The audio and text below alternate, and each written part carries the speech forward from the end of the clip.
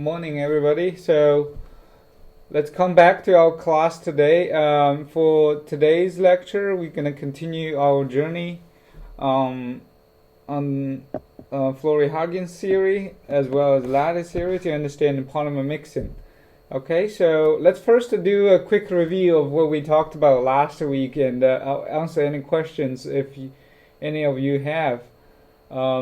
Recall what we did in the last lecture was a discussion about the thermodynamics of all kind of polymer mixture, and we go through and reviewed the entropy and enthalpy, and I want to call it the entropy is the degree of disorder and enthalpy of the energy exchange during the heat of the heat during the mixture.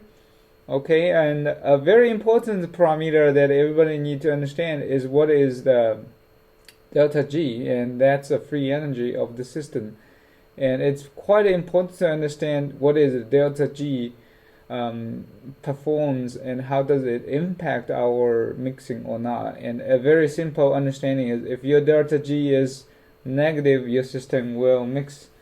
And if the other way around, it will not mix. And this here, and everybody can see the screen pretty good, right?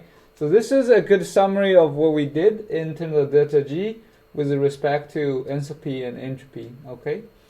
So we sort of started a little bit in the last lecture to explain something called the regular lattice theory and how does different degree of mixing impacts your entropy and enthalpy.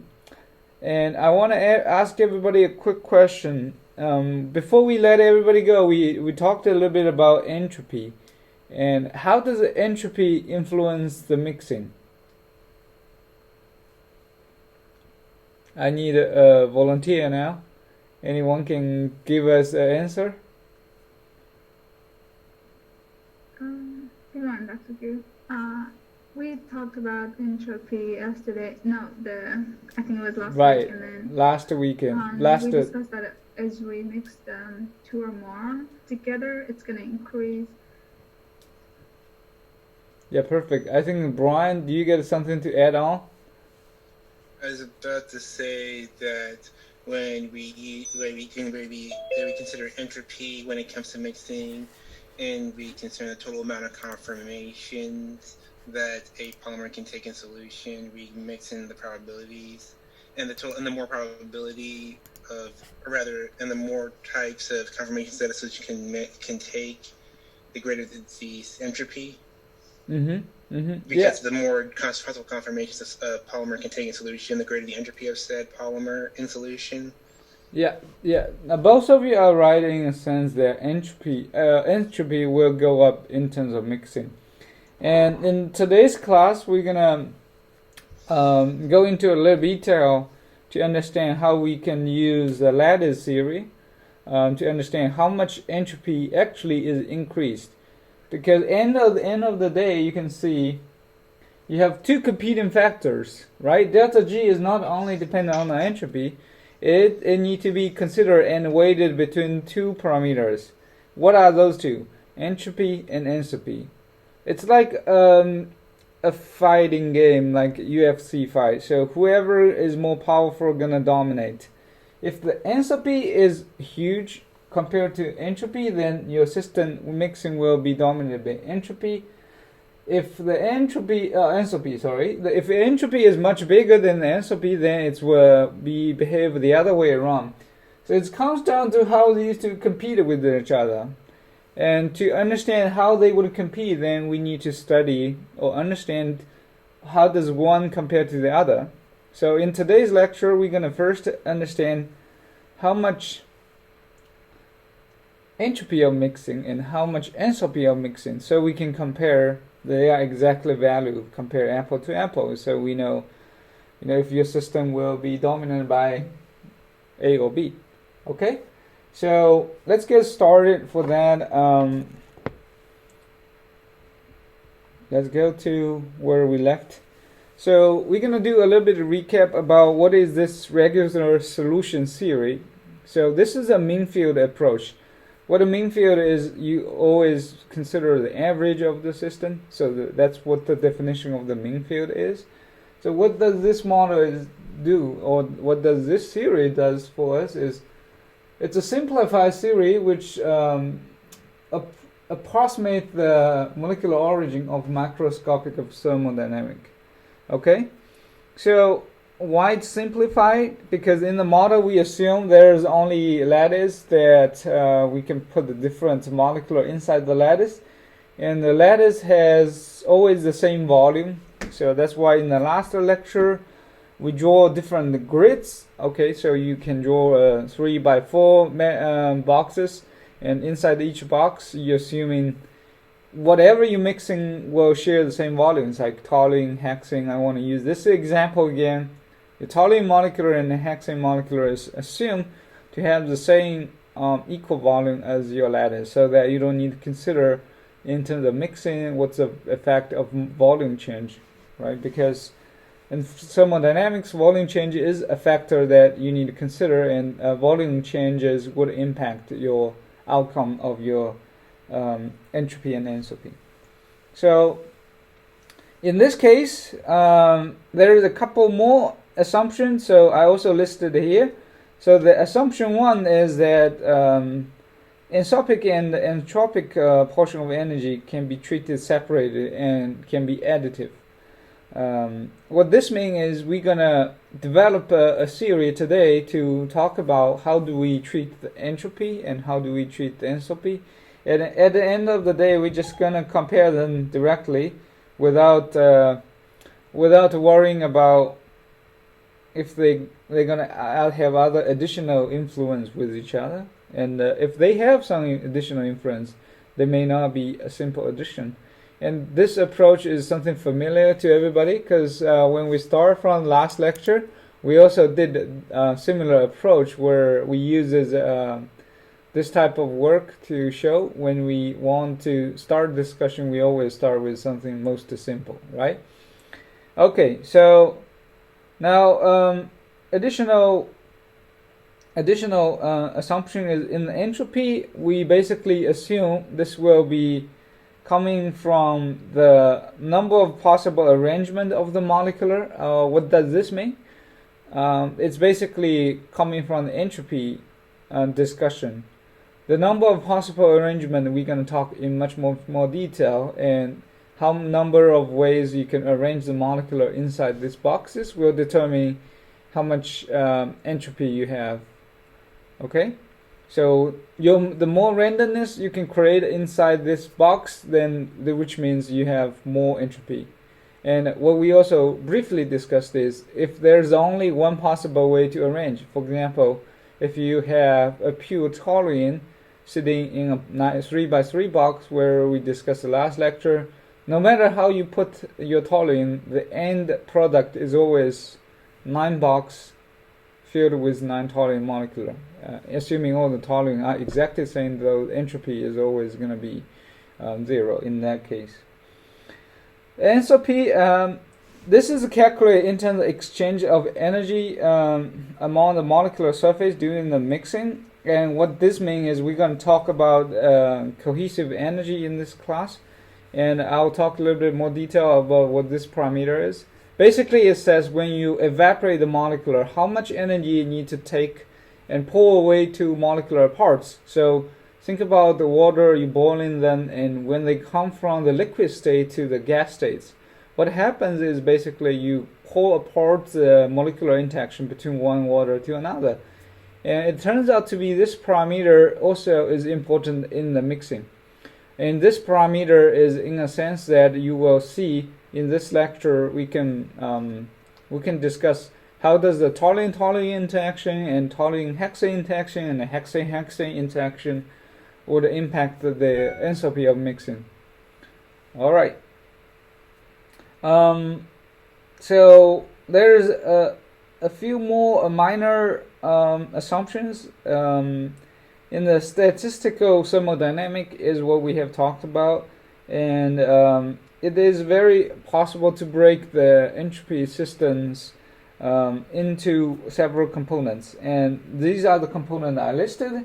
You can discuss this based on the external and the internal freedom, And this is more complicated, sort of more real in terms of entropy. And that, because in the real molecular, you not only has, the possible way of arrangement, but you also need to consider translation degree, molecular rotation. For those, because we adopt a very simple model, we're not going to consider and discuss about those models, because we assume those models will be too complicated for the lecture itself today. Okay. The last one is the entropy contribution of types 1 to 3, and what this means is if we consider multiple species, they don't change upon mixing. So in other words, you put in hexane in toluene or toluene in hexane, they will be treated as equal. It doesn't matter which one is going after the other. What is the lattice theory? And in the regular solution theory, we have discussed it quite a few times about this lattice theory. This is basically, we assume they're going to be three-dimensional lattices that we can feel the molecular in those spaces. And those lattices are imaginary lattice. So if you think about a toluene solution, there's not going to be a lattice for the toluene molecule to fill. But for the sake of discussion, we can assume some of the property to this lattice. And depending on what specific lattice to talk about, it can be, square lattice, it can be hexagonal lattice, or can be this triangular lattice. But these are, different way you can treat the data. And if you think about real molecular, you probably should think about cubical lattice in three-dimensional space, or even face-centered cubical lattice, which means you have about a three-dimensional densely packed ball. This will be more resemble to your solution of your material. However, for the discussion of today's lecture, we're only going to talk about two-dimensional data. So we're not going to talk about three-dimensional space and lattice. Why? It's the outcome will be very similar, but it's added layer of complication. So two-dimensional lattice will be easier to draw, and we can write on this particular screen, and we can discuss about that. So some unique feature about those lattice is one parameter very important is lattice have number of neighbors, or we call it coordination number, so which is here. Okay. So what this lattice coordination number z is, this particular value z has been used to discuss how many neighbors are inside a lattice. So let's take a look at this particular lattice. Let me zoom in here. So this is as big as I can zoom. So this hexagonal lattice, if I color one dot to be red, as you can see right here, now how many closest neighbor it can find? The closest neighbor means when you have a neighbor that you can study how much distance from it to the center of cubicle. So if you look at here, there's 6 of them share the same distance of the lattice distance L. So we call it, this will be n equals to 6, which means you have 6 neighbors. They are fairly close to the center. Okay. So then you can check all these values. So this will be n equals to 4, and this will be n equals to 4 as well, because you have 4 closest neighbor, and those 4 closest neighbor are, let me write down the lines for you.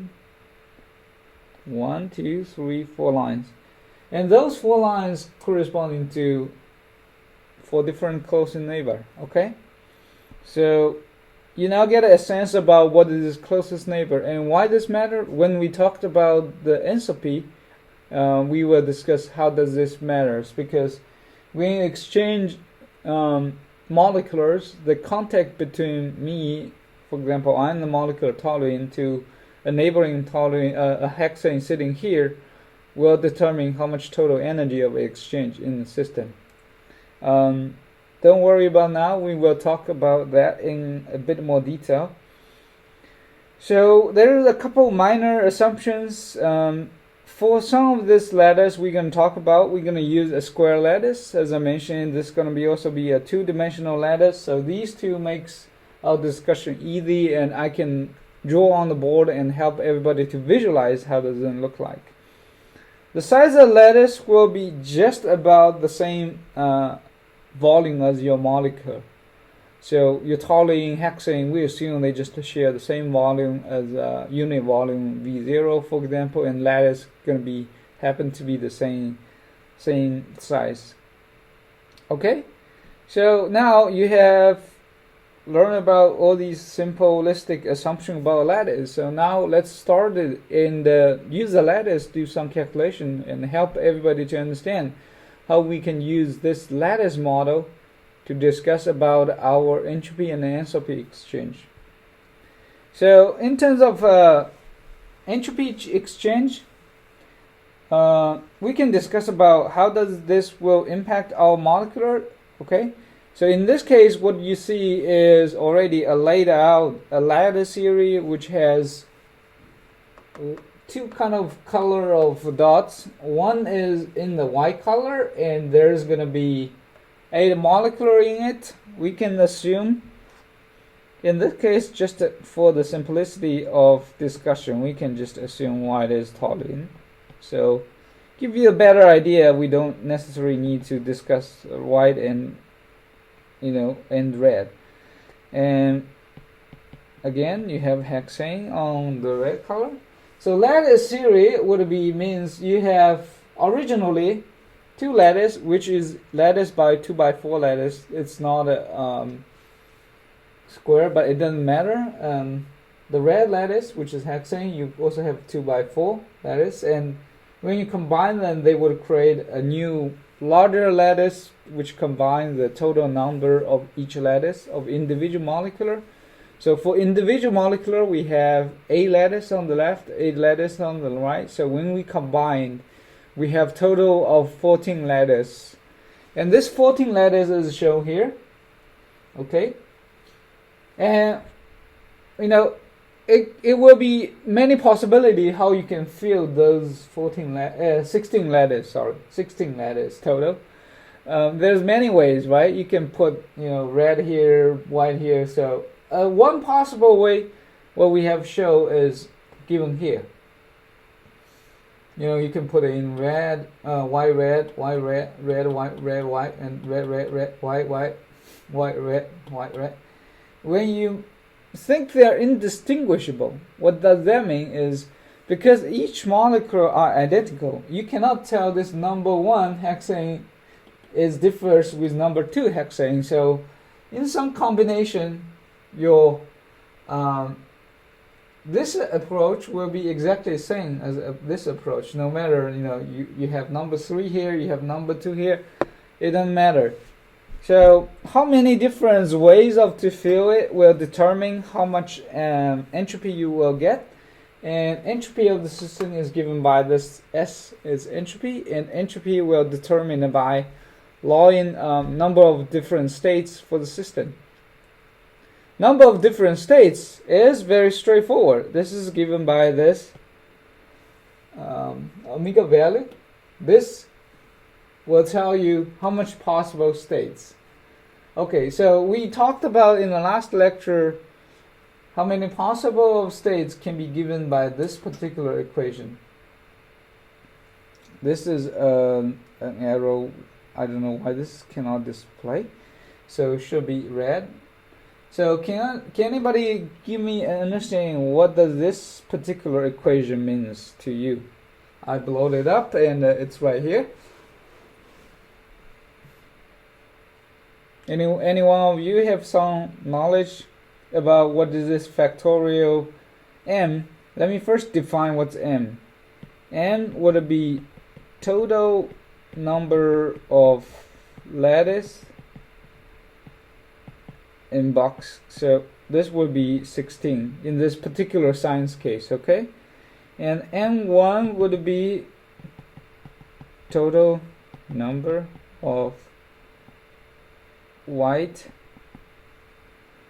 balls, so this will be number of 8. And M2, I don't have much room to write, I'll just write briefly, number of red. So this will be 8 as well. So can everybody help me understand what is this? Anyone studied statistics before in their undergraduate? If not, I'm happy to slow down and walk everybody through how we can understand this particular problem. This is probably oversimplifying, but basically you're making a series where you're summing up every possible arrangement of the lattice. Correct, Virginia. So for those who don't understand, let's have a quick ways to show you an example. So let me do this. I'll keep annotation, then I'll add a few empty slides, then I'll draw on the slides. Okay, slideshow, let's go back. What does this mean is if we have a little bit simpler case, let's have just a 3 by 3 box, and let's consider we have 5 white and 4 red. So this is a little bit simpler problem. How can we fill it? So what is n factorial means? And first, this means it will be equals to n multiplied by n minus 1 multiplied by n minus 2, and you just keep lowering down, and it will finish at number 1.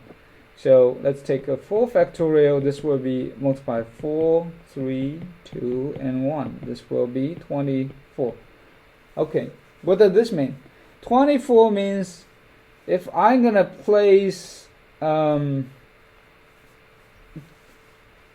I'm gonna put 4 balls into a square lattice, how many ways I can fill it will be equals to 24 possible way. And why is that? So think about, you have a lattice 1, 2, 3, 4, and you have the 4 ball. When I put it in first ball, how many choices I have? I would have 4 choices. So listen carefully. I have 4 choices. The reasoning is, the first ball I put here, I have 4 openings, so I can pick wherever I'm gonna put it.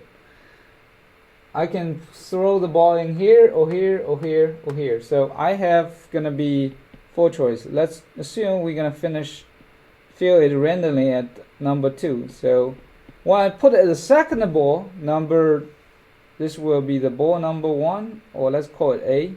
That's easy to distinguish with rest of number. Now I'm trying to put the ball number B, and since A is already filled, so I cannot throw the same ball in the same space. So only left possibility is I fill the ball B in either 1, 3, or 4. So I left it with 4 choice. So this is representing 1 of 4. Let me write it differently. 1 of 4 examples I just show here. So when I put the second ball, I could fill, let's say, here as a B.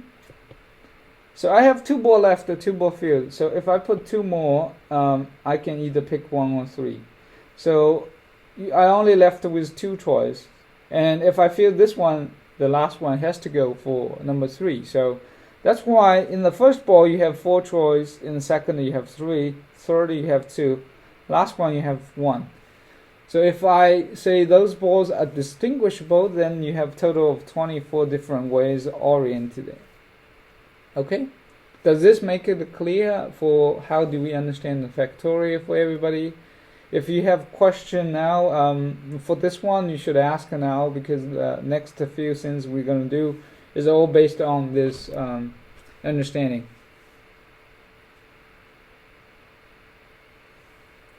Okay, if nobody has any question, that's good. Now, how do we understand? In here, number of possible way to arrange will be distinguished by this. Why we need m factorial divided by m1 and m2?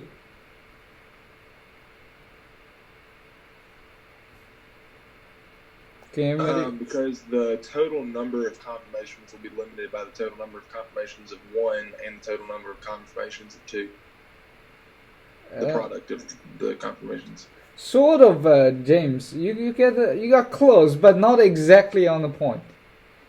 And can someone give a second try on the top of what James has suggested? Because as we know, that m factorial means we have total number of n lattice, and how many ways we fill 16 lattices here will be 16 factorial, right?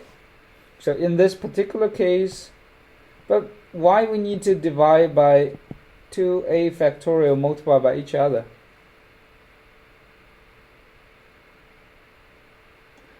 I'll give you a hint, everybody. The answer is right on the screen somewhere, if you can find it.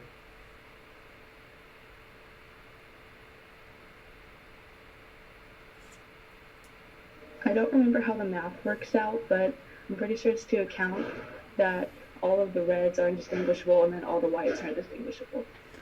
Excellent answer. That's perfect. Indistinguishable is the real reason. So now the total number arrangement is 16 factorial. Out of those many of different arrangements, so some of them are indistinguishable with each other. What do I mean by that? So if you look at only the left side of this lattice, you have total of 8 white and 8 red. So out of 8 white, I can randomly arrange those no matter where I want, right? They will be exactly the same. So let's say I put this is A, this is 1. So in other words, I need to take out the duplication due to this indistinguishable factor. And how many ways I can arrange this particular arrangement into the molecular, that will be equals to, I fill those 8 reds randomly and I fill these 8 whites randomly. And how many ways I can arrange those whites and how many I can arrange those reds will be depend on a factorial and multiplied by another 8 factorial. Okay, so this is just the saying those material are indistinguishable within the red zone, so you need to rule out those red zone.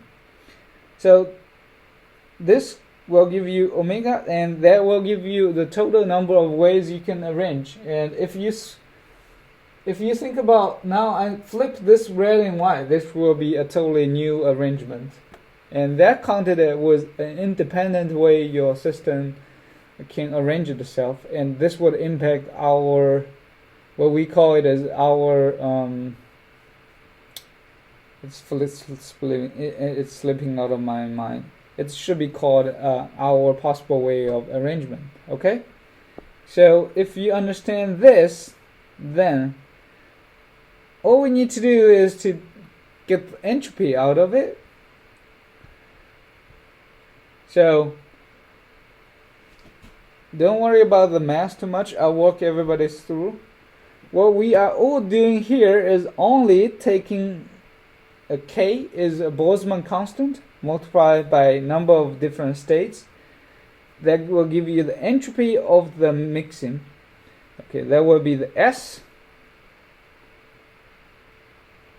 The second mass you need to know is called Stirling approximation. So this is a unique mass that probably you don't know, but we need to know this mass in order to understand what the entropy before and after mixing. So what this means is a logarithm of n factorial will be approximately equals to n multiplied by log n minus number of n. Why this is important? Because we can actually expand the equations and start to do some grouping together. So let's take a look what this would be result. So let's take a ln m factorial divide by m1 factorial and m2 factorial, and putting in, first we don't need to do anything, we just need to break down this particular equation. And this will be equals to equation shown here. And I'll remind you why that's the case. Ln x will be equals to ln x. Ln x minus 1 will be equals to ln x, right? Because more generically, you can write ln x, and exponential of y would be equals to y multiplied by ln x. So if you have exponential y equal to minus 1, that will result you have minus ln x. And same reason here, because m1 and m2 is at the bottom of the equation, so that's why you need to minus ln n1 and minus ln n2. Now we apply this stirring expansion. So what you see here in this particular part, let me use a wiggle line to show you. This will be a simple expansion of ln m factorial will be equals to m multiplied by ln m minus n. And don't worry about long equations because they're all going to be cancelled out, and we can expand ln m1 and ln m2. So we just add them all here. Got the long equation. At this moment they are long, but you will see in a minute they're going to cancel each other for many parameters. So now you can see this m value will cancel with m1 and m2. They are basically, m1 is total number of lattice, and m1 is number of red, and number 2 is number of white. So once you add them together, m1 and m2 will cancel with this term. You're only left with m ln m. And we can further expand this first term into this one. I'll use another wiggle line to show you. Those two terms are equivalent. Now you just need to do one more step. Expand this to be two parameters. One is m1 ln minus m1. So this would give you, this equation is a little bit quick, but let me show you one more step. If you write ln m1 and expand it, you would have ln n1 plus n2 and divide ln m1. Okay, and you would do the same for one more step and plus m2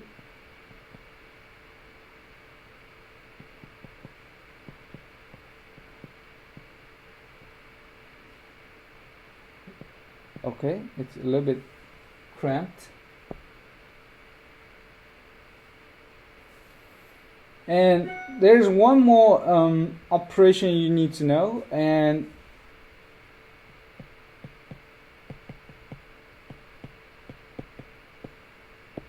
so this particular relationship can be written as 1 minus m1.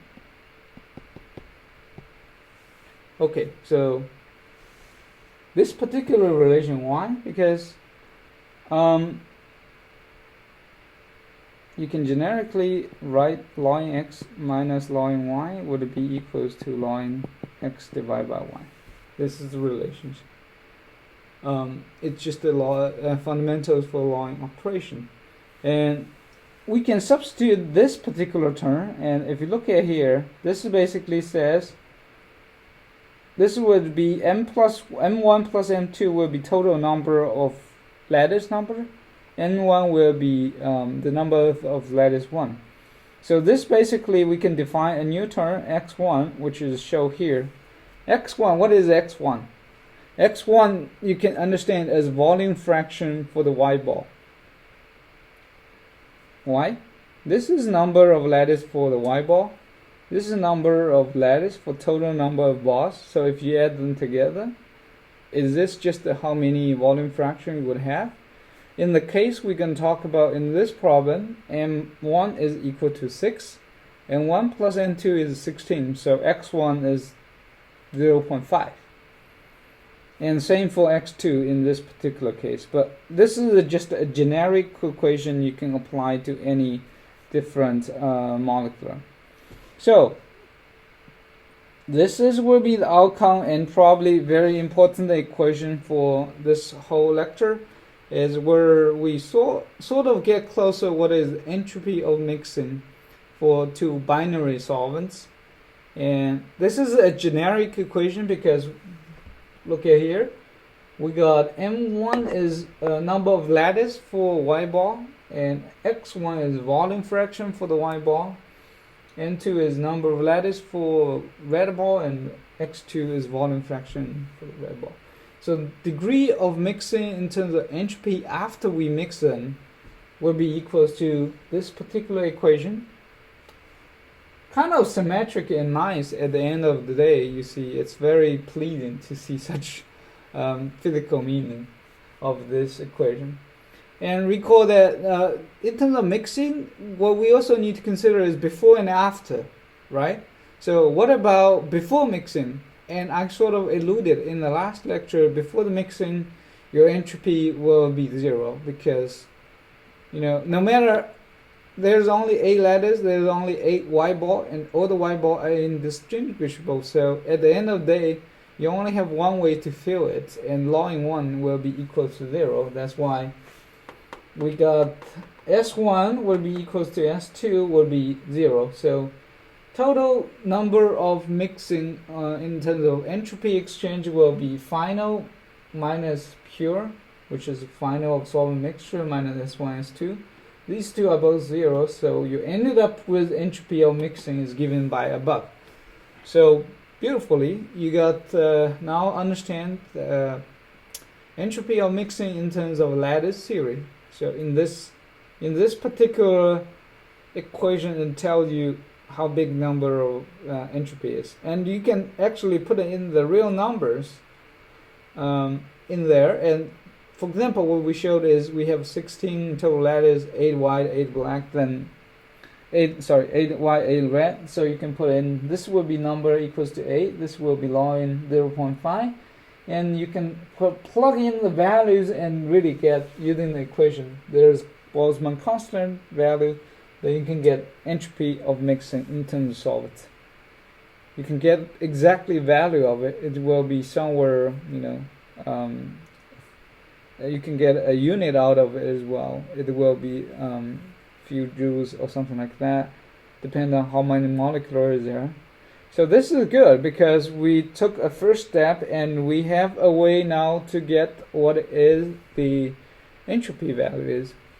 So will they mix if there is no heat exchange in the solvents? In other words, if the enthalpy is 0, then you will always have mixing, because if you calculate, this will always be a negative value. Now the question is, how does the entropy compare to enthalpy? If my enthalpy, let's throw a random number there. If it's -5, if my enthalpy is +4, then adding together I get a -1, so the system will mix. But if my enthalpy of mixing is keep increasing, if surpass the entropy, then I don't have a case, it will mix. Okay, so this will be another summary of what we have discussed in terms of entropy, in terms of mixing. So this is a rewrite of what we showed in last lecture, in last slides. Basically, the mixing will be now written in the delta S. And remember that this is K is Boltzmann constant, what we showed in last. And R, there has now evolved into two ways how to write it. The Boltzmann constant and gas constant differs by number of Avogadro number. So this is NAV, it's equals to 6 multiplied 10 to the power of 23. You would have two ways to describe it. You can describe number of molecular in the system, or you can describe it with how many moles of molecule are there. And most of the number of molecular will be a ginormous number. So in the case we talked about is just a 16 lattice, but in real world, if I'm mixing 1 ml of toluene with 1 1 milliliter of hexane, there is enormous of number of molecular, right? So if you want to use this term, this will be one way to describe it, or you can describe it as with number of moles per molecular. And these two are exactly the same equation, except that you just move the number of Avogadro constant from this M1 to this K. Okay, so let me show you one more time here. So K and M1 will be equals to K divided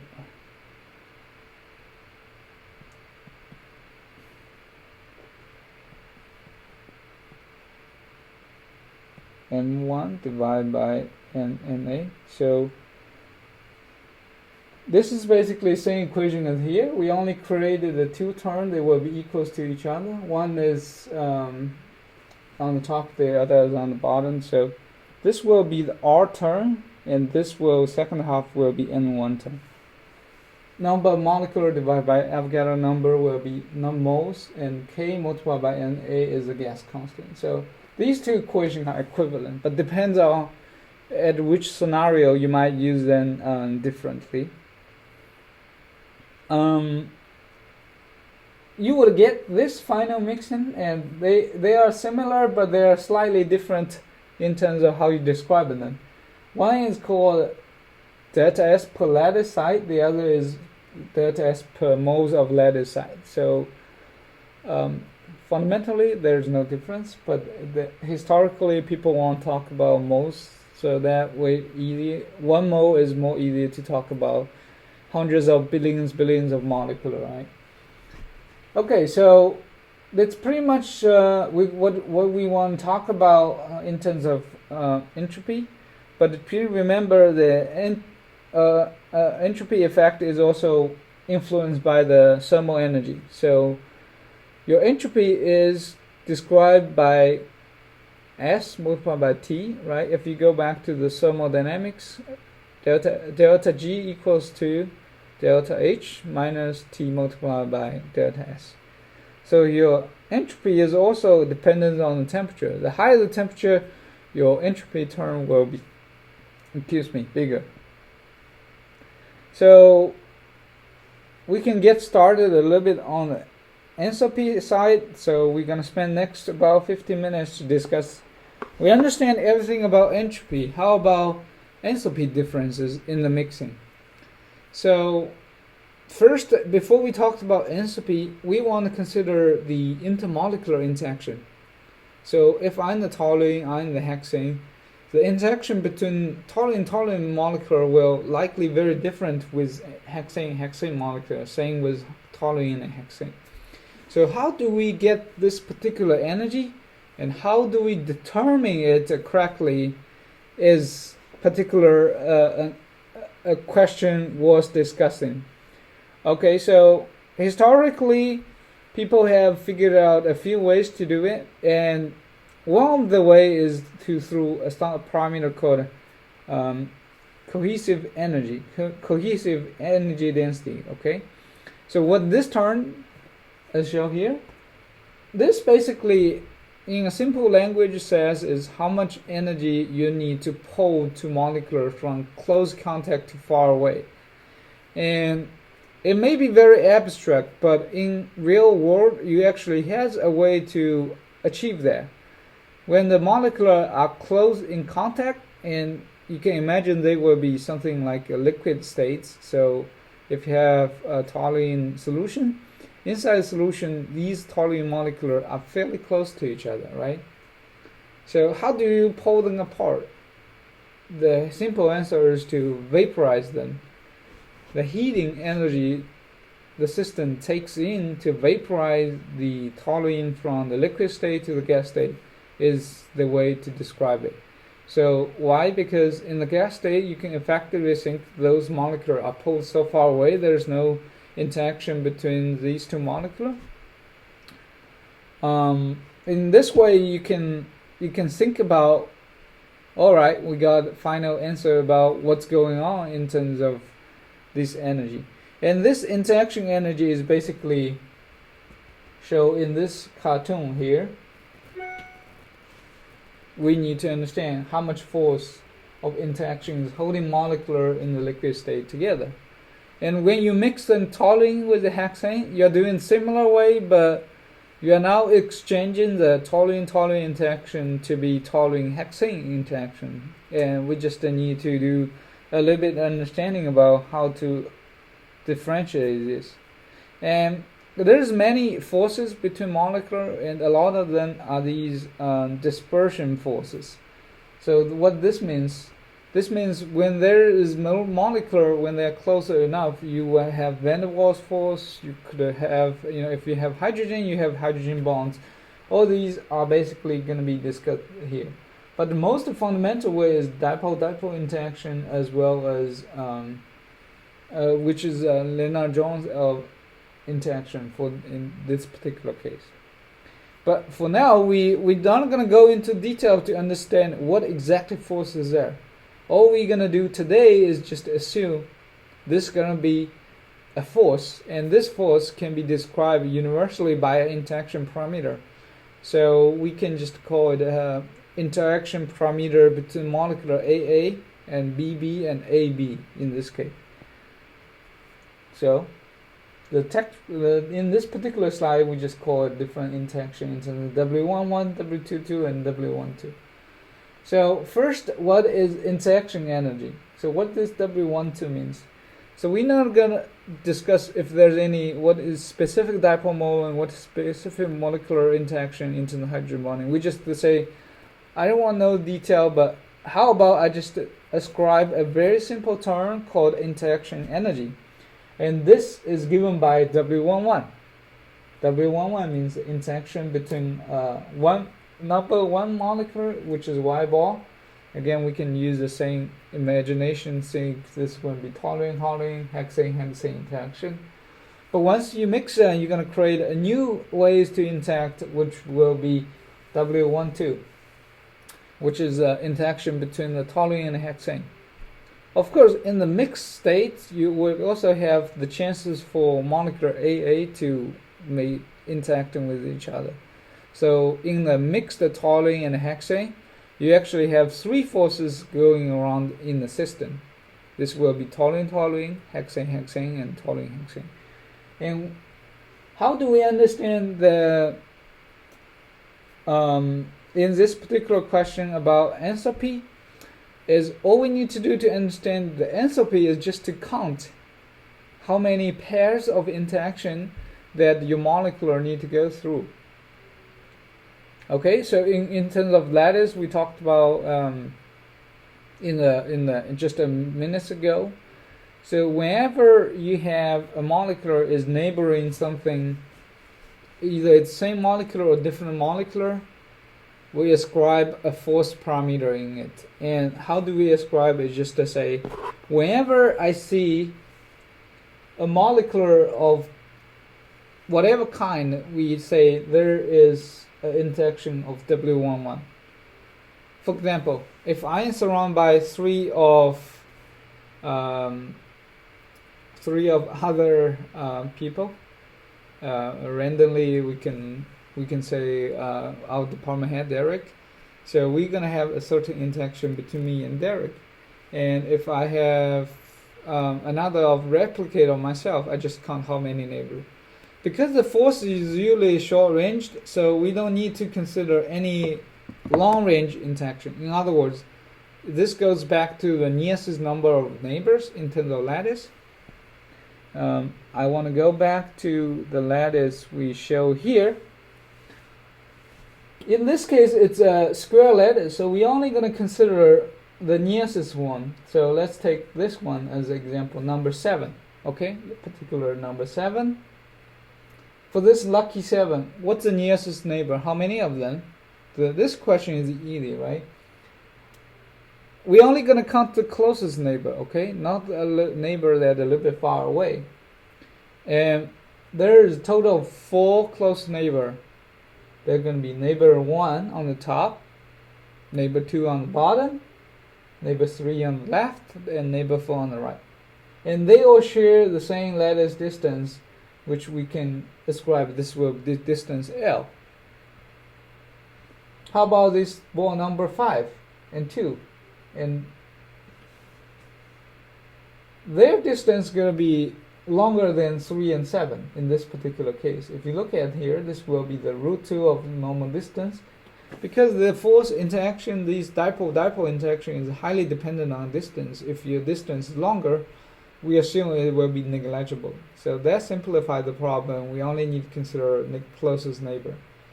So what about before mixing? So everybody look at this particular diagram. So before mixing, you can think about each molecule will fill the same lattice, and each of them will have 4 neighbors around it.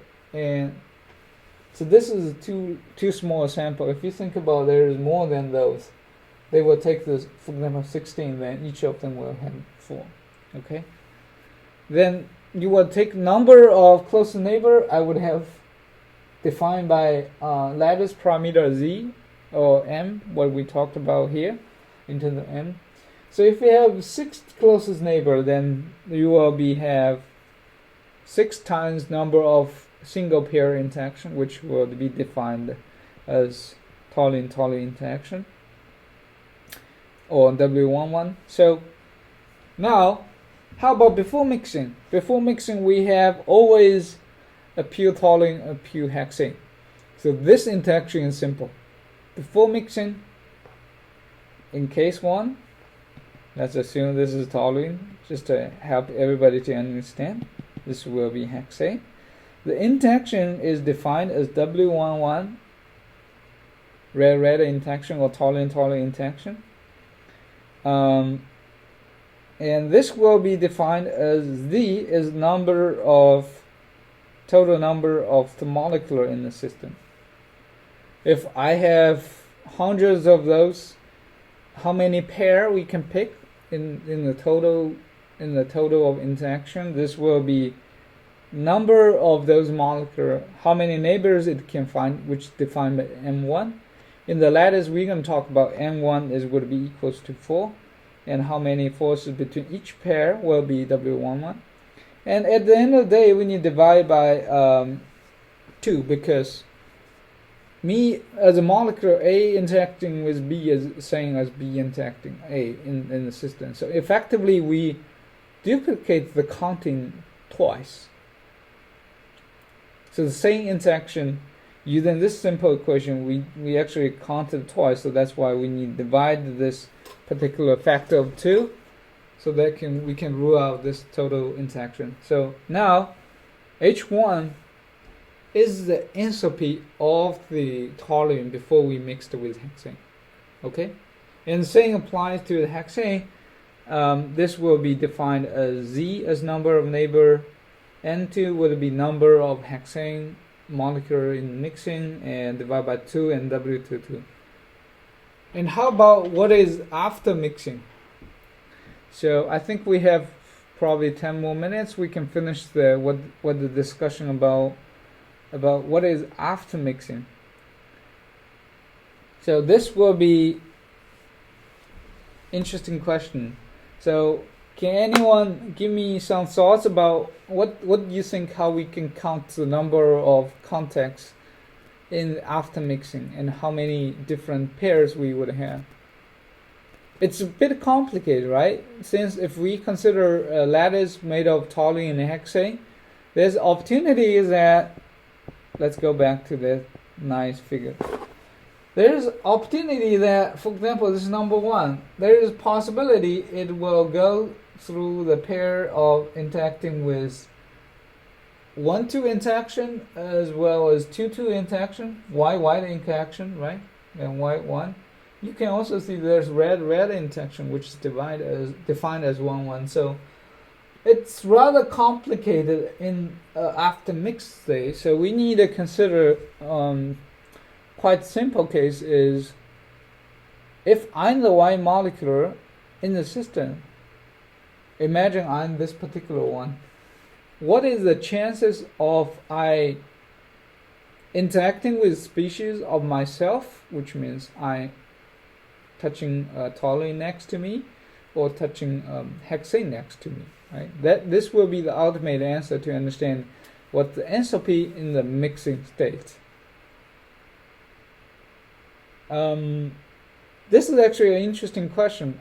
Let's do this. Instead of probably providing too much information and too long a discussion to everybody, I'm going to wrap up here. And I'll leave it as some solved question for you to understand.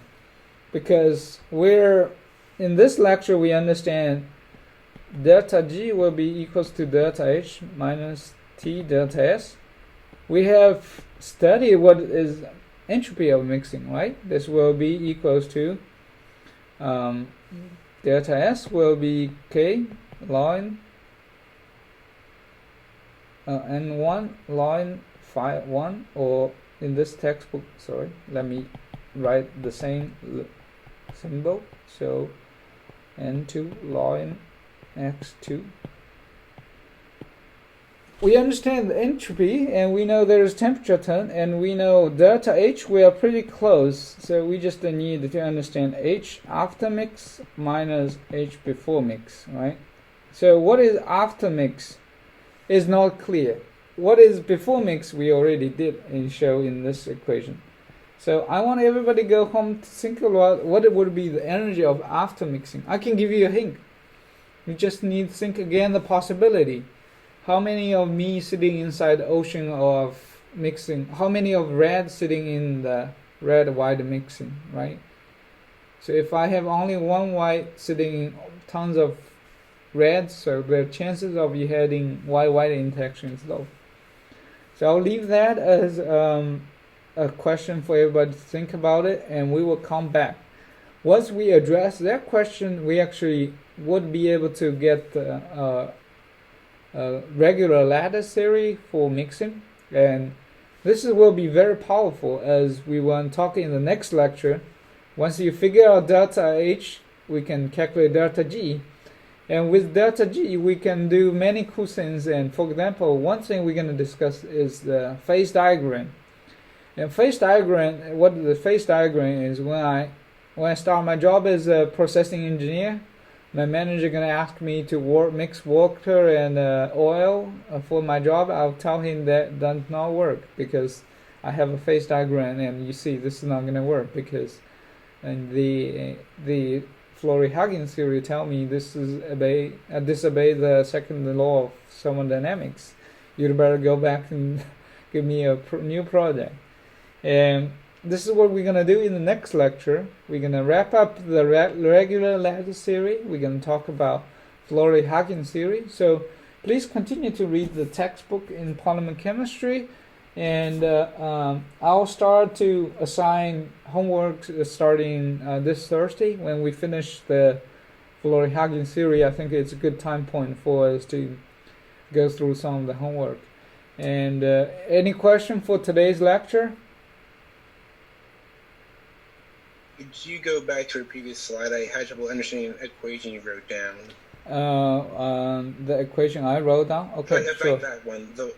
Not that one. It's like I'm sorry. It was here? Not that one. It was past that one. Okay, so particular here? It was the one past it. Like. Okay, you can let's go this way. You can go forward or backward. Forward. Okay, let's go next one. It was that one. The okay. Equation up there. Sure. So, good.